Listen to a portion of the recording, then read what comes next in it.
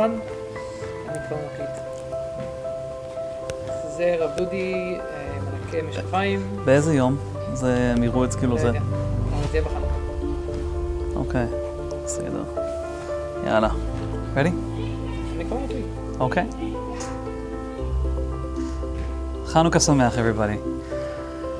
There is, when we say in our tefillah, the Ananisim, it happens to be that a very essential part of Chanukkah is missing out. We know that the Gemara says that Kafei B'Kislev, Yomei de Chanukah Inon, it's the days of Chanukah, and we celebrate the miracle of Nes Pach HaShemen, the little can with the oil, that when the Chashmonaim came to the Beit HaMikdash, they found only a little can of oil, and it lasts for 8 days. So this is what the Gemara says in Masechet Shabbat. But when it comes to the Al Hanisim that we say in our davening, happens to be that this aspect of the Pach HaShemen is missing out. We're talking about Me'atim mul Rabim, few versus many, pure versus impure, but nothing about the Nes Pach HaShemen. So where is it? Where is it in our davening? It says that Chazal established these days of Chanukah for Halel and Hoda'ah, Lehodot ulehalel. Lehodot ulehalel Shimcha Agadol. That's what we say in our Al Hanisim. So, where is this Halel and Hoda'ah for the Nes Pach HaShemen in our davening? There's a famous Gemara in Masechet Brachot, and another Gemara that is also in Brachot, but also in the Yalkut Shimoni, which maybe can give us a clue, a hint of the link between what we celebrate in our Chanukah candlelight and also in our davening. The Gemara says that Hanoten matana lechaviro tzarich lehodi'o. When a person gives a gift to his friend, he has to tell him, he has to let him know.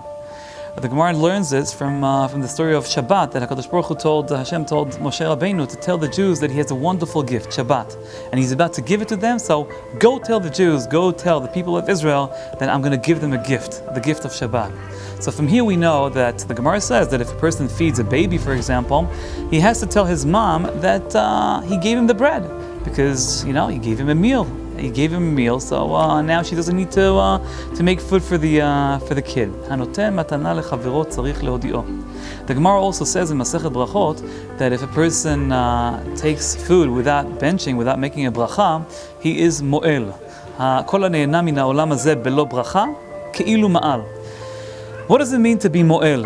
Mo'el is worse than stealing, because stealing, you take something which is not yours, but when you're doing me'ilah, you're replacing the essence of the food.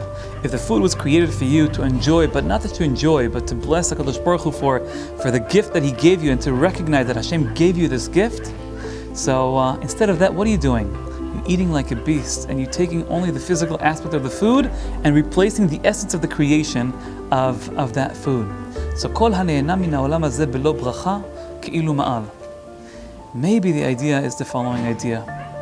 The Maharal actually says it straight out. He says that there's no need for the miracle of Chanukah. There's no need for the miracle of the candles. It was unnecessary.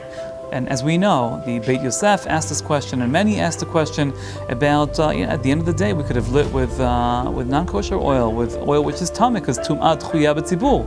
So this miracle is totally unnecessary.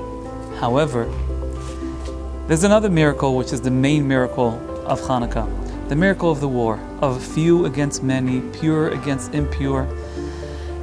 And we wouldn't be able to recognize it unless there was the miracle of the candles, the miracle of Chanukah, the miracle of the Chanukiah, of the Nes Pach HaShemen.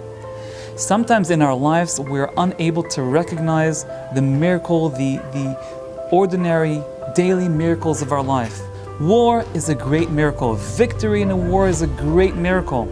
Even if it's few versus many, sometimes we are unable to recognize the miracle. We are unable to recognize that every single second that the Jewish state is alive, is existing, it's a miracle. Every single second, and it's few versus many. And we don't say Hallel every single day.